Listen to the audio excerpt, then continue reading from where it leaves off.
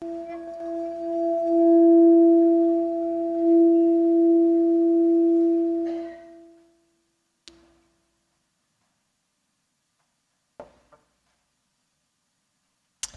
morning, everyone, and welcome to the Unitarian Universalist Church of St. Petersburg, Florida. My name is Ben Atherton-Zeman. I'm the minister here. We're a people of many beliefs, but we do share our common faith that what we do in this world matters and that we are connected to one another and to the planet. So whoever you are and wherever you are on your journey, you are welcome here. I've seen a couple of new faces and met you briefly, and so a special welcome to you. If you want a church where we, for example, believe and support survivors of sexual violence, I have good news. You may have found your church home. Today's worship is entitled Awakening to Injustice, in recognition that April is Sexual Assault Awareness Month. It is also Ramadan.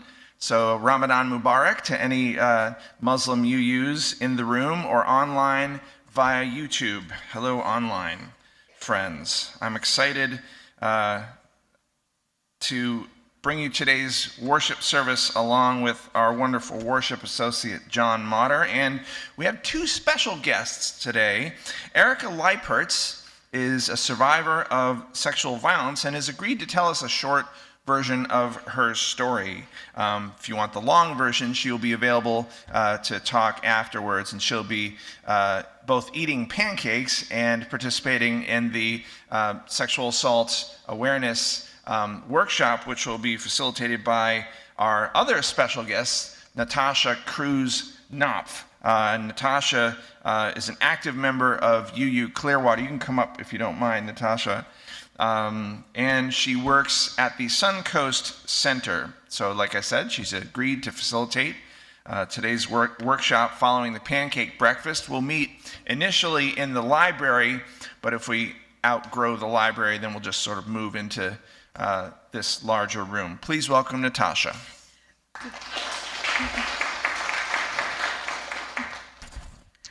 Good morning, my fellow UUs. It is an honor to be here with you today. Like the Reverend said, my name is Natasha, and I am a sexual assault victim advocate from the Suncoast Center. Following the pancake breakfast after service, I will lead a workshop so that you can learn about the Suncoast Center's sexual assault services and how to support a survivor in your life who may be yourself.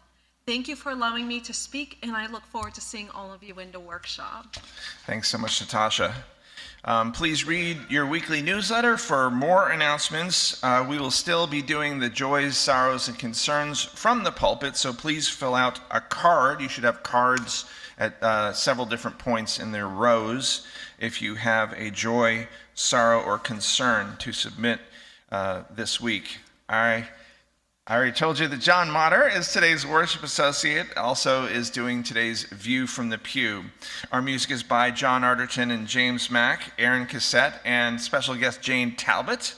Kelly, yay, Jane!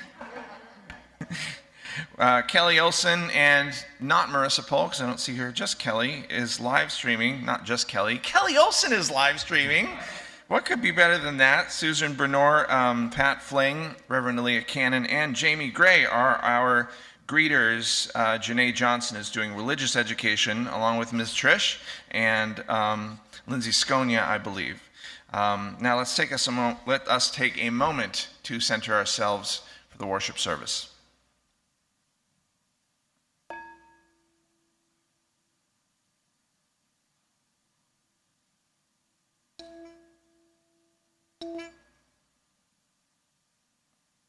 Good morning, everyone.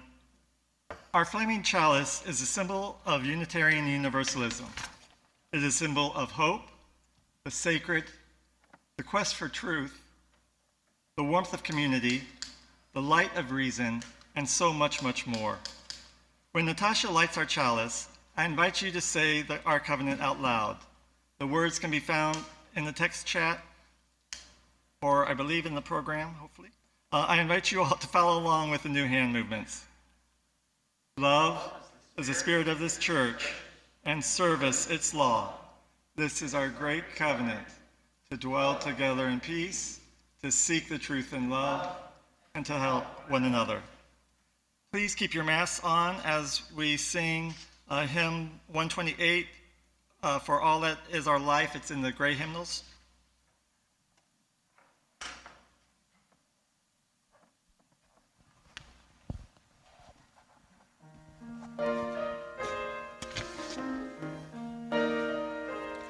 For all that is our life, we sing our thanks and praise.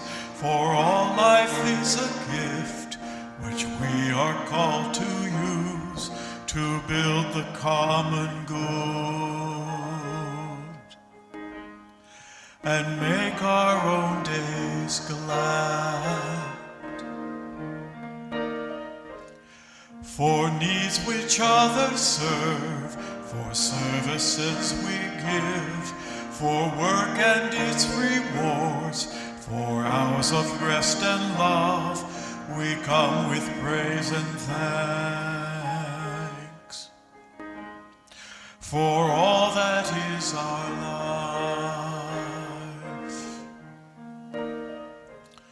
For sorrow we must bear, for failures, pain, and loss, for each new thing we learn, for fearful hours that pass, we come with praise and thanks. For all that is our life. For all that is our life, we sing our thanks and praise. For all life is a gift which we are called to use to build the common good and make our own days glad.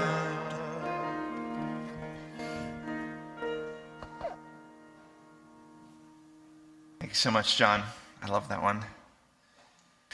Now we come to the time in our morning for joys, sorrows, and concerns. Anyone have a card that they've filled out that I can come and get? New. Those on YouTube Live, please type your joys and sorrows into the text chat. And right now, Jay Johnson, if you're still willing, will do the stones. Are you still willing? You are still willing. Jay will place a stone in the water for each joy, sorrow, or concern that was submitted this week. So first up, a stone of joy for Ruby Atwood.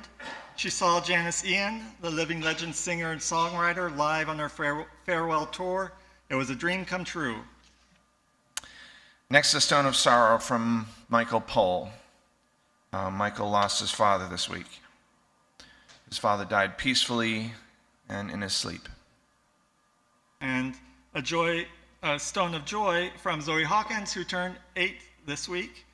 I think I remember that decades ago, but happy birthday, Zoe. And we'll place the final stone for those joys, sorrows, and concerns that remain in our hearts, perhaps too tender to be spoken out loud. And let's take a moment of silence together.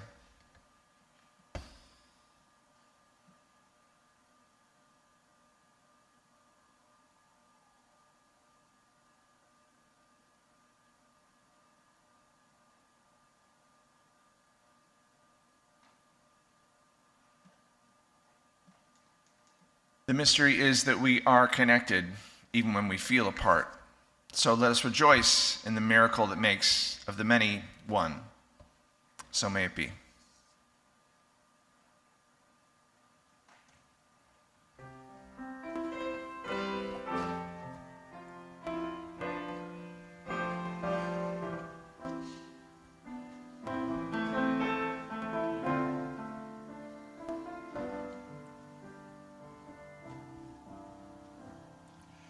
Spirit of life, come unto me.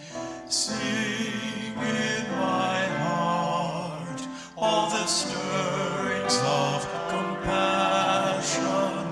Blow in the wind, rise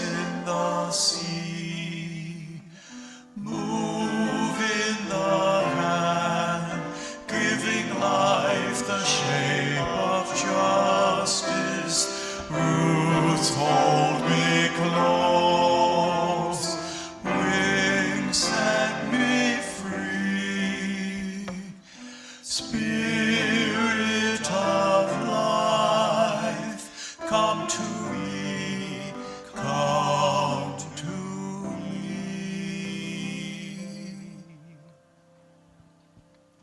Thank you. I'd like to invite the children to come forward for our time for all ages.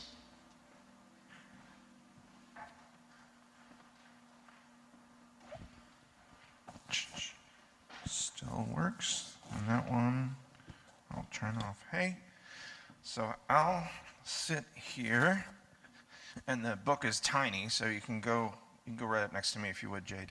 Otherwise, you will not see the pictures. Anyone who wants to, hey, nice to see you.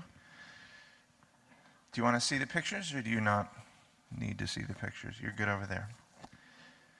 The book is called Yes, No, a first conversation about consent.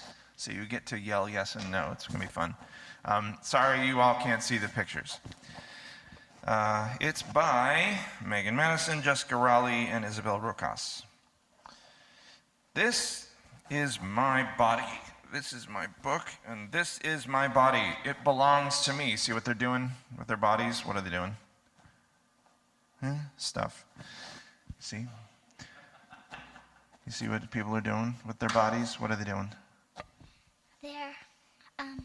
They're playing with a ball. Playing with the ball, yep. I am the boss of my body. I like doing things that feel good. What are they doing? He's painting. Painting, yep. On the body. Painting, there's body painting and there's canvas painting. And what are they doing over here? They're riding a bike. Riding bikes. What do you like to do with your bodies? Do you like to paint? Do you like to ride bikes? What do you like? I like to ride bikes. Ride bikes. And I like to play basketball. Basketball was also covered here. It doesn't always feel like I'm the boss of my body. My grown-ups make some choices for me because it's their job to keep me safe and healthy. What's happening here? They're taking a bath? Yeah, do they look happy about it? No. They do not. They do not. What's going on in the other picture? What? Putting on a helmet. Does she look happy about it? No. So what are some stuff that grown-ups do, some choices that grown-ups make for you and your body? You have to eat vegetables. To eat vegetables. I don't want to eat vegetables. Also a non-vegetable want-to-eater. Sometimes... Like carrots. Like carrots, though. Okay, good. Sometimes I don't like the choices that grown-ups make for me, and I feel upset. It feels better when grown-ups ask first, or let me know what's happening and why. And so the grown-up here is saying, we're all putting on our helmets to keep us safe. And I think she looks a little less upset in that picture when it's being explained, yeah? Yeah. Yeah. Everyone is different. Some people love hugs. Some people would rather blow a kiss. Some people love to get dressed. Others would rather be naked. Ew. People like and want different things at different times. Okay, anybody here like hugs? A couple of us. Is it all the time or is it just sometimes? So when do you? All the time. All the time. Sometimes. The only way to know what someone wants or likes to do is to ask. Asking if something is okay with someone is called asking for their consent. And we get to the lesson. So what's going on here? This lady is saying, tickle monster? No.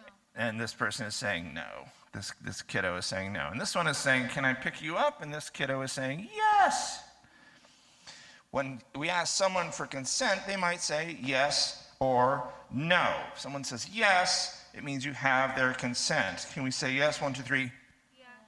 Oh, wow. We can do better than that. Yes. Maybe not that better. And then if they don't say yes, the answer is no, whether or not they actually say no. So wait, hold on. Let's say no. 1, 2, 3. No! Very good. Did I get the no from you? 1, 2, 3. No. Okay, thank you. When someone says or shows no, it's our job to listen and stop right away. And there are lots of ways that people say no when they don't want to do something, so we need to pay extra attention. Yep, you're reading them all. You want to do it again? Stop. Not really. Maybe later. I don't know. Not today. I don't like that. Maybe. I'm not sure. All good. Yes, thank you. There are lots of ways that people show no. A no can be a sound. It can even be silent. How are these kids showing no in these pictures? Well, Yeah. I think they're hiding behind their mom. What? Hiding behind their mom. Hide behind their mom. Do you see any of these kids showing that they don't want to do a thing?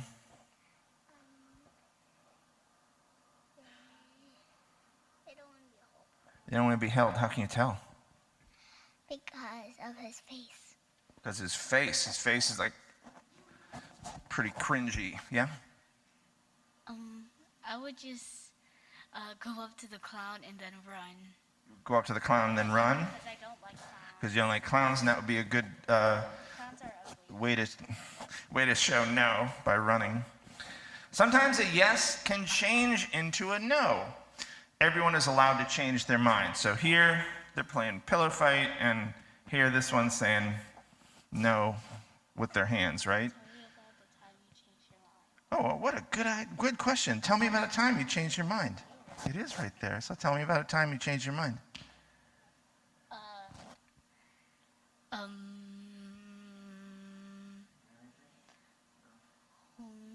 All right, keep thinking about a time you changed your mind. Maybe you How start. about ask the crowd? How about ask the crowd? Anyone want to say a time that you changed your mind? No more pumpkin pie. After like 3 pieces, you're like, no, I'm good. I'm not sure I would. Anyway, I really like pumpkin pie. Sorry, where were we? It's okay if you hurt someone's feelings when you say no. What you want for your own body matters. What's going on here? She's pushing the wheelchair. And what's the kid in the wheelchair doing? He's screaming, saying, "Hey!" Saying hey. It's okay if your feelings get hurt when someone says no to you. What they want for their own body matters too. And the kid is saying, you didn't ask first, the kid in the wheelchair. So, anyone here besides me get their feelings hurt ever? A couple people? What helps you feel better when your feelings are hurt? I go away because they're annoying. You go away, take some space. What helps you when your feelings get hurt? Milk. Milk helps you feel better.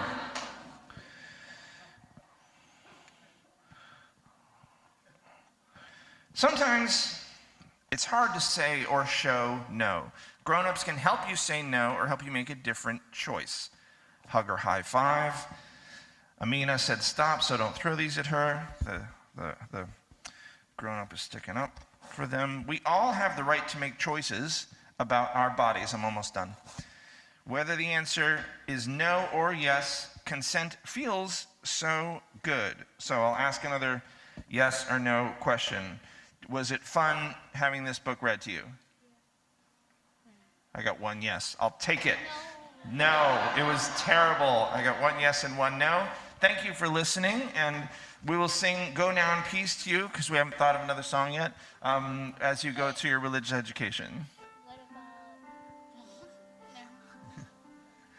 Go now in peace, go now in peace, may the spirit of love surround you,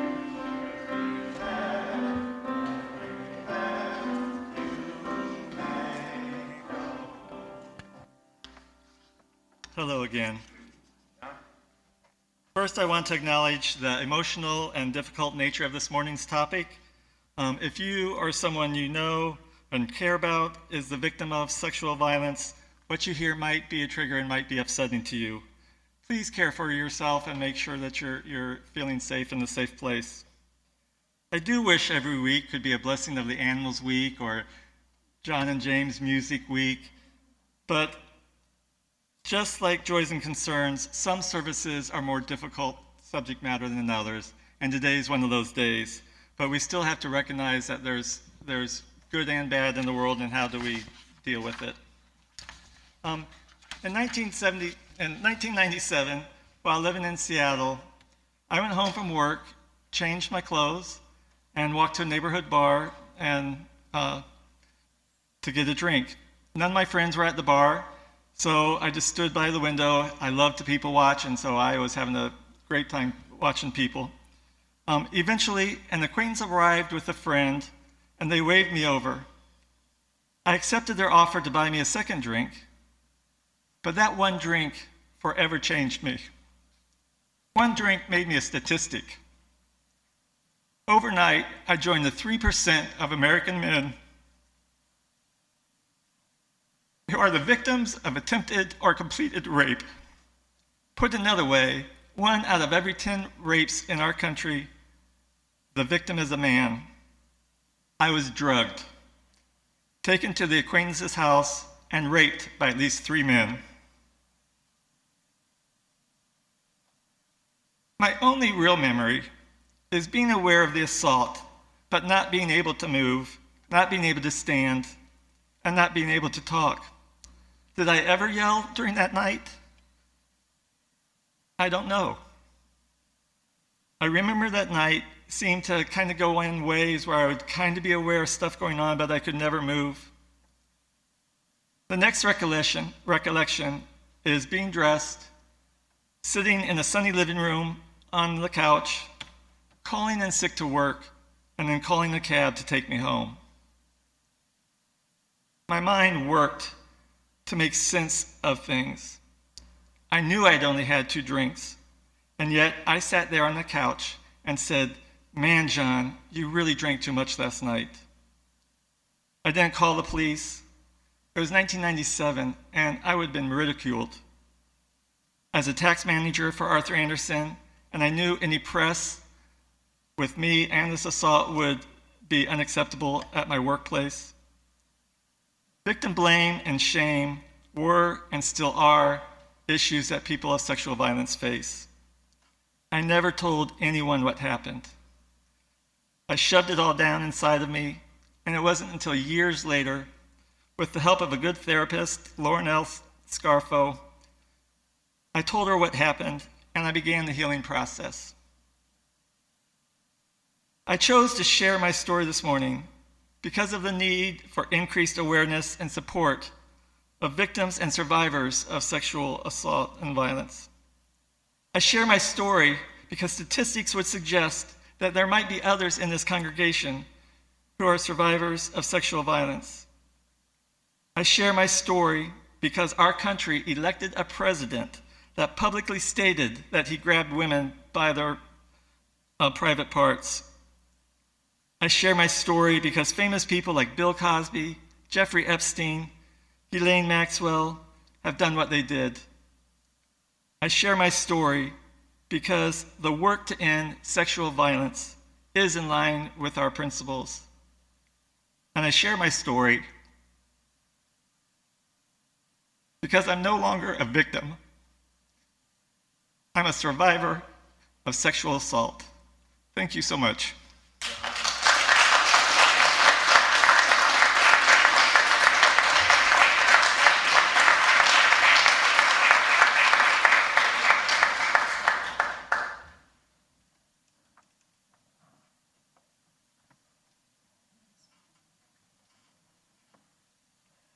Good morning. So the song that's listed in your program says "You Are Not Alone," but I'm actually not going to sing that one today. I'm going to sing "Healing in the Hands of Time." And it's about Father Time and the metaphor of how time can help us to heal.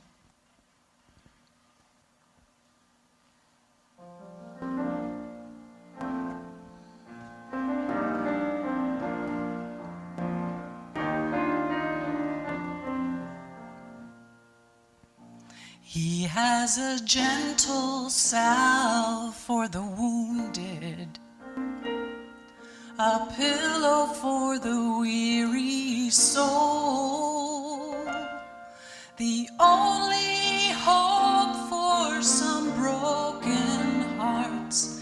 He is time, and he'll make us whole, 'cause we're all healers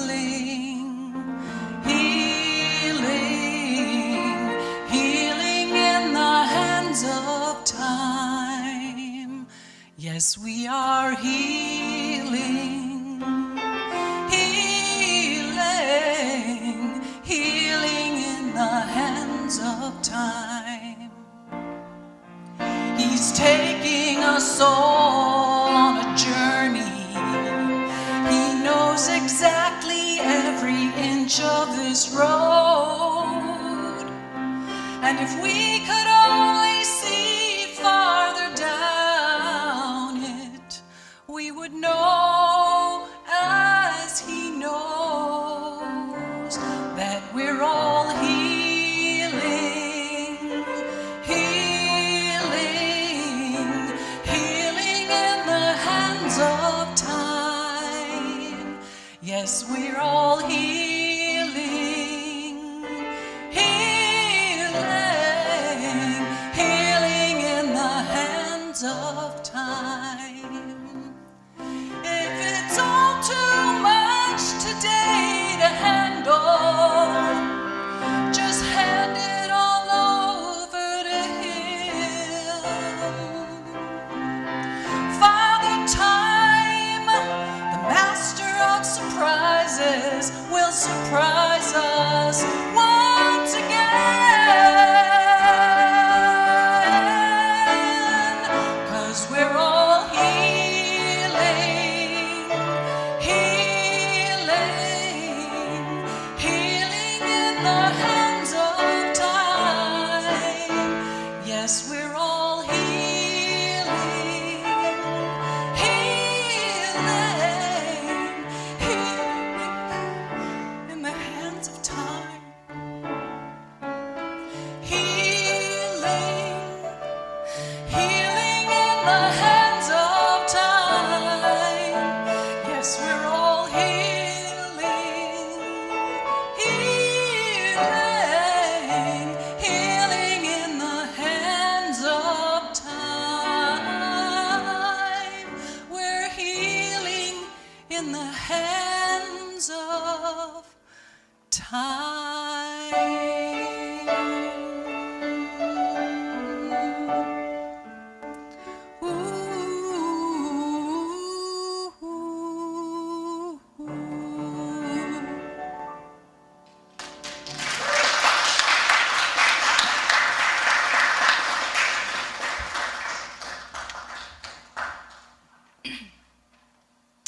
Hello, everybody. My name is Erica Leiperts, and I am a survivor of sexual assault. I was 21 when I was assaulted, and what happened to me was a lot like what you would see in an episode of Law & Order SVU, only without an Olivia Benson, I never got real justice. I was drugged unconscious, assaulted, and left in an alley for dead. I lost 5 hours' time total. The assault itself, however, almost paled in comparison to being treated like the assailant by authorities. As I looked to the police for help, a rookie cop stated, "She probably said she would do it for a ride home and changed her mind." When I tried to defend myself, I was advised I would be placed under arrest for threats to an officer if I did not sit back down. I would spend the next 24 hours filing a police report, waiting in the back of a police cruiser for almost 7 hours in the Florida July heat with no air conditioning for a rape kit, and going through all of the preliminary precautions. I went to counseling and I tried to move forward. Honestly, I tried to forget. After 3 years, I got a knock at the door that there was a DNA match for my rapist.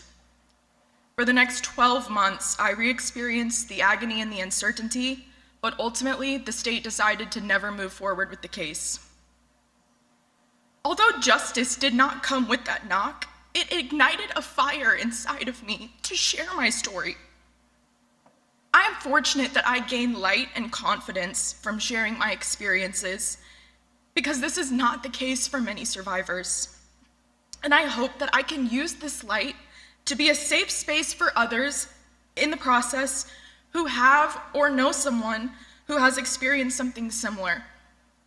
I'm happy to answer any and all questions after service that you may have about my experiences with the assault, the reporting process, or my healing journey.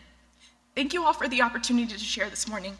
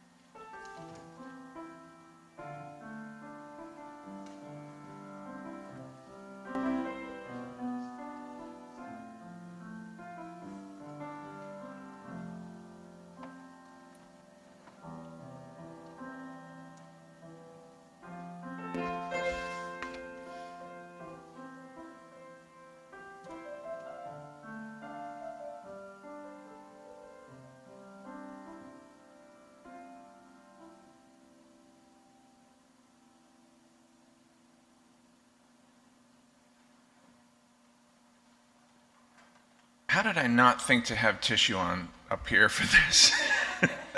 Thank you, Jamie, for going to get tissue for us.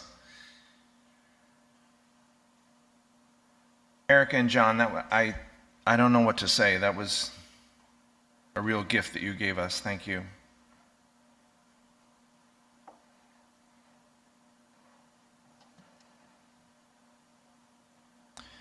Every 2 minutes, somewhere in the United States, a man rapes a woman. It's usually a woman that he knows, and he is usually someone she trusts, likes, respects. As John reminds us with his brave words, men are also victims of rape. I've heard that 1 in 6 men are victims of rape or attempted rape, and for women that number rises to 1 in 3 in their lifetime. Non-binary people and folks in the LGBTQI plus community are at disproportionate risk of being victimized by sexual violence. Indigenous and Native women are as well, and their assailants are usually non-Native. In fact, all BIPOC women, all Black, Indigenous, people of color are at increased risk of sexual violence. And as if that weren't enough, as you heard, rape survivors are usually blamed for the violence perpetrated against them. In Erica's case, she was blamed and further harmed by the police. And that's not unique to her case. Victims and survivors are blamed by their families, by their friends, by coworkers, sometimes by their church community. Instead of asking, what can we do to help, too often we ask, why were you drinking? Why were you wearing that? Why were you out that late? Why'd you go in his car? Why did you? Why? Why were you? Why? Songs and movies glamorize the, quote, romance of a suitor so enamored with the object of his affection that he keeps asking over and over and over until this object relents. And jokes about rape are challenged, but then defended because, oh, it's just a joke. And the ones who challenge the jokes are then told, we have no sense of humor. This is called rape culture. It's a way that we let rapists off the hook and place the blame squarely on the shoulders of rape victims and survivors, and also on anyone who defends them, particularly the feminist anti-rape movement. Now, faced with such blame, many victims will internalize that blame. They won't report because they believe it was their fault. Like John, they will wonder if they drank too much. I have a friend to this day who believes it was her fault.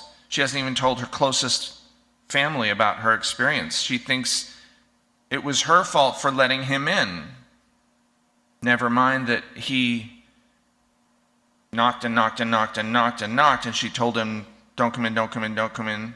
Never mind that she pleaded with him on the phone not to come over. Never mind that he was her parents' age, and she was 18.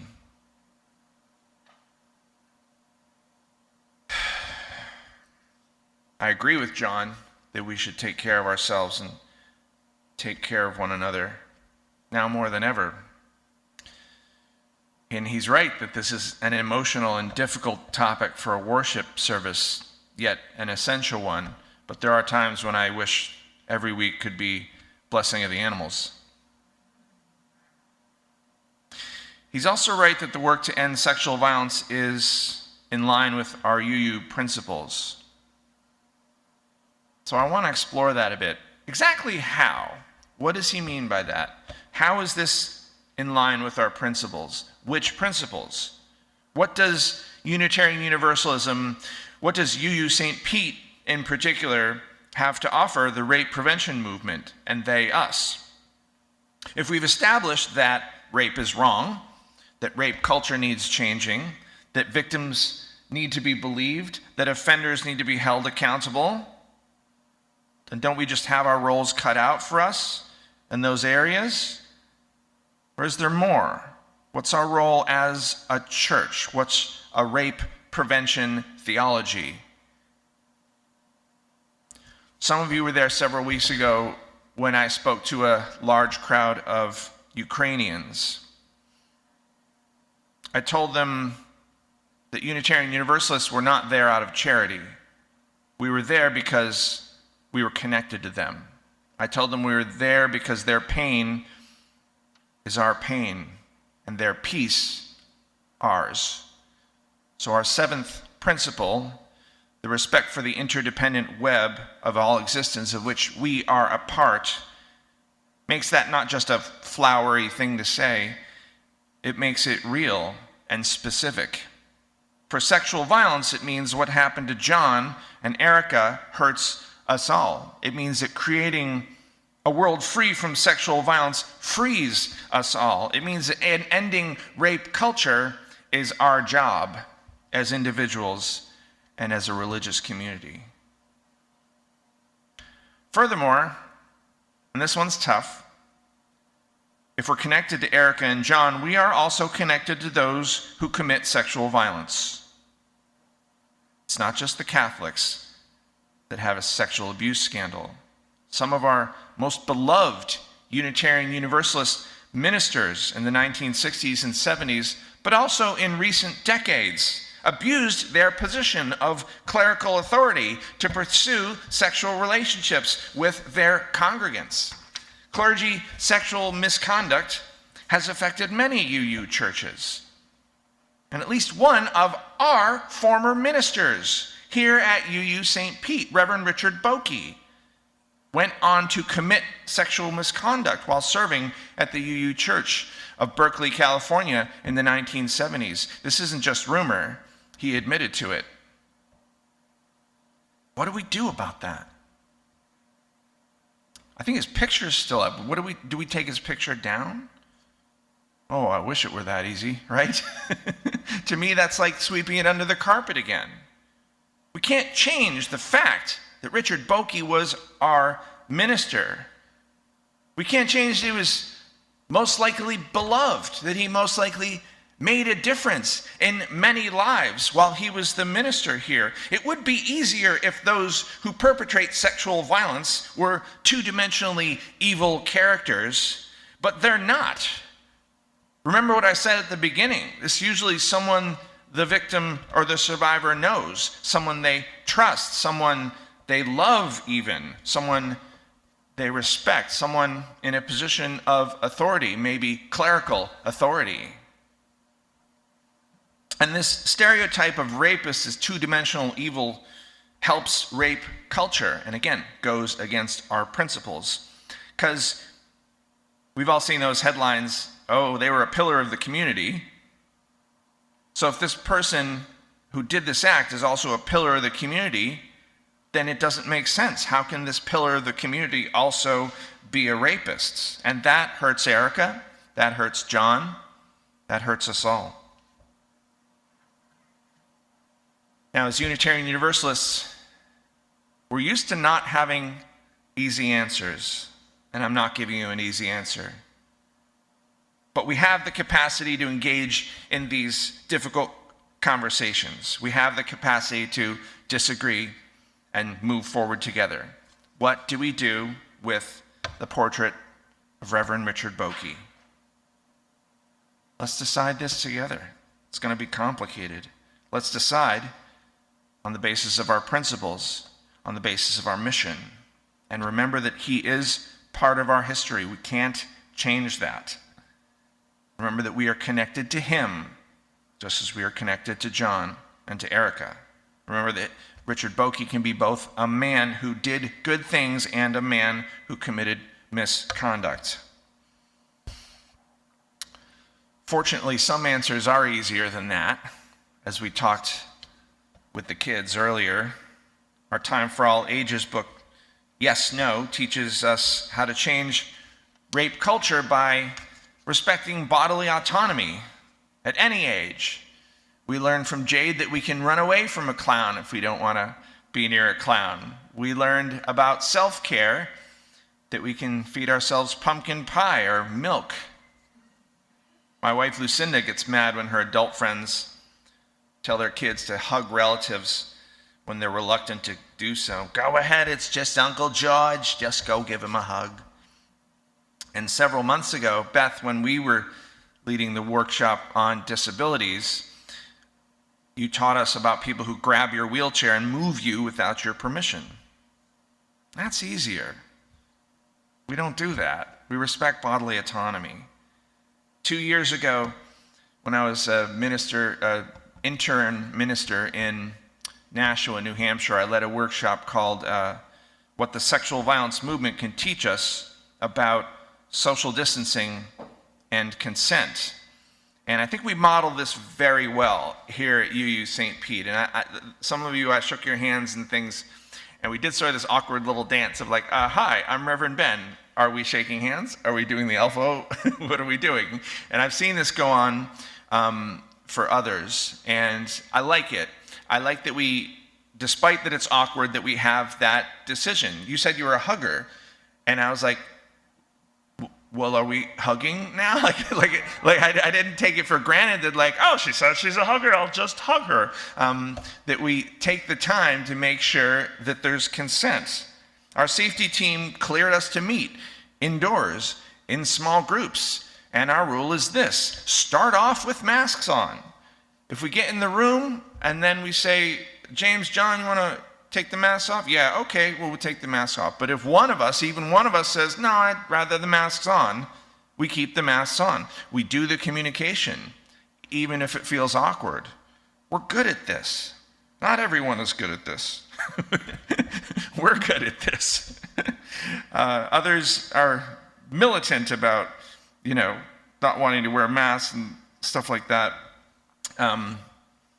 My friend, who's a feminist author, Jacqueline Friedman, puts it like this with the mask refusers. Just like men, she says, who see demands that they stop sexually harassing and abusing women as some kind of PC infringement on their freedom, mask refusers are prioritizing their own preferences over the safety of others.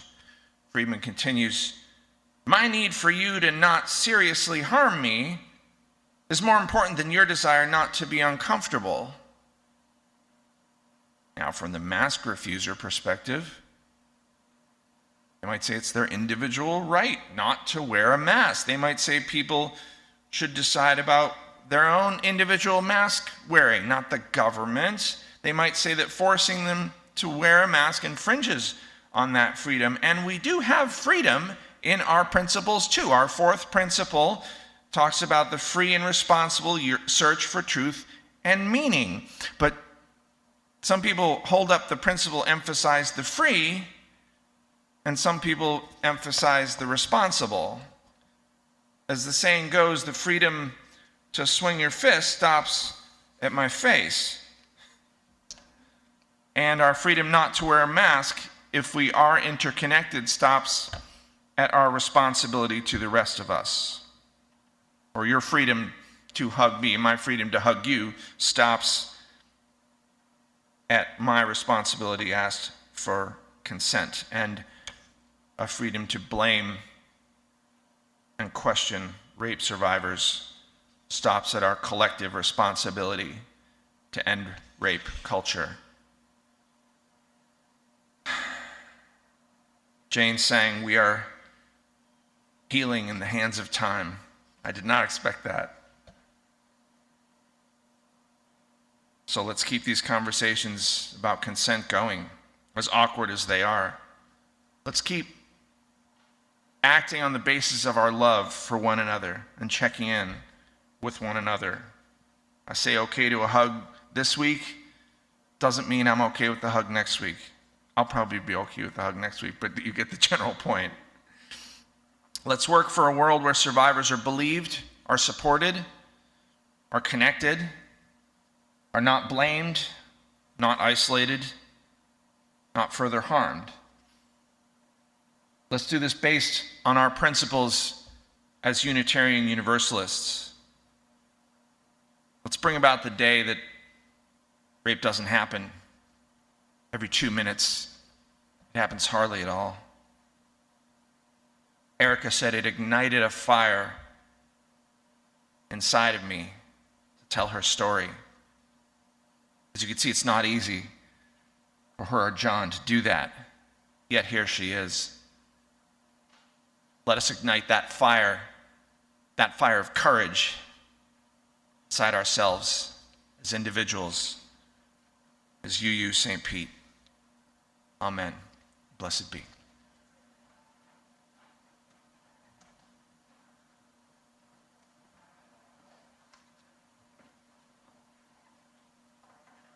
Now let us remember our connection to one another, and let us not forget our contributions to support the means to those connections.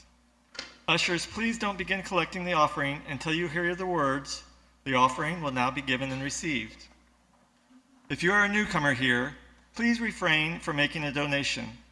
This service is our gift to you, and your presence is a gift to us. Thanks, John. Yeah, we're not collecting yet. The magic words are the offering will now be given and received. We got some feedback that the collection started while we were still speaking, and I do have something to say, not so much about the pledge, but while I have your attention, it is pledge drive. Sorry, pledge season. It's not a drive, it's pledge season. Sorry, Carol. I want to, those of you who are members or considering membership, please consider your pledge for the next fiscal year, which begins in July. You can make this online. There's a link in the newsletter. And thanks to our treasurer, Trish, who's not here today, but who's on YouTube. I've gotten to know the budget quite well these last few weeks. This is not my strength, by the way, and I'm not particularly good at it. But with her help, I've learned just about every single line item in our budget. And it's just under $300,000 a year last year. And what I've learned is we do absolutely essential work in this congregation, and we do it with very, very little money. So your pledge should not depend on your opinion of my ministry or me. So if you think I'm doing great, and you pledge for $100,000 this next fiscal year, awesome. That's 1/3 of our budget. I won't get a dime of that. Not a dime more anyway. I've already signed my contract. I'm getting the same thing. If you believe I'm not doing great, and you reduce your pledge or you pledge $1, that also won't affect me. I've already signed the contract. I'm getting paid the same, but it will hurt the work that we do. It will hurt our religious community. It will make our essential work harder to do. We've been active as a liberal religious community for over 100 years, and with your help, we will do it for another 100. So if you believe in what we're doing as a community, we're asking you to pledge 3 to 5% of your income after taxes. So if you make, I'm bad at math, $50,000 after taxes, that's $1,500 to, oh God, $1,500 to like $2,500. We ask for that. And if there's additional expenses, like you have dependents or you're taking care of an elderly parent or something like that, obviously those needs come first. But please consider the 3 to 5%. And as for today's collection, I will now say the magic words, the offering will now be given and received.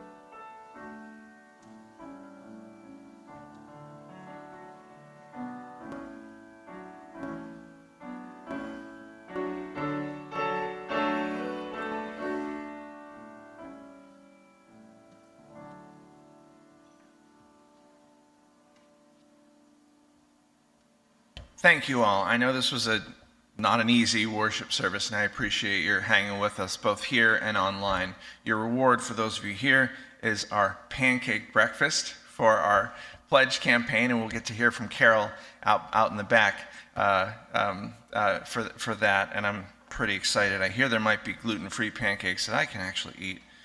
For now, feel free to follow along with the hand gestures as Erica does us the honor of extinguishing our chalice. The words to the UUSP's traditional chalice extinguishing are in your order of service online.